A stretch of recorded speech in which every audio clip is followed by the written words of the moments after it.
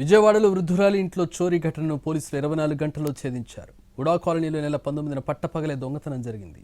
ఇంట్లో ఒంటరిగా ఉన్న వృద్ధురాలి ఇంట్లోకి లేడీ గెటప్లో చొరబడ్డ వ్యక్తి ఆమె ముఖంపై స్ప్రే కొట్టి మెడలోని బంగారు గొలుసును లాక్కోవడానికి ప్రయత్నం చేశాడు. వృద్ధురాలు ప్రతిఘటించడంతో గొలుసులోని చిన్న చైన్ ముక్క ఆంజనేయ స్వామి లాకెట్ మాత్రమే అతడి చేతికి చిక్కాయి. వృద్ధురాలు కేకలు వేయడంతో నిందితుడు అక్కడి నుంచి పరారయ్యాడు.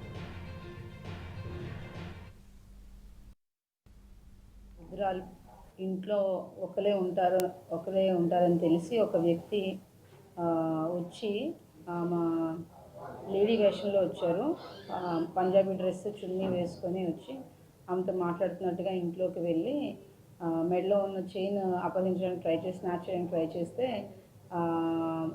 ఆ వృద్ధురాలు ఆ చైన్ గట్టిగా పట్టుకోవడం వల్ల చైన్ అనేది ఆ చేతిలో ఉండిపోయింది. కానీ లాకెట్ అనేది ఒక చిన్న లాకెట్ అఫెండర్ చేతికి చిక్కింది. అఫెండర్ అక్కడి నుంచి వెంటనే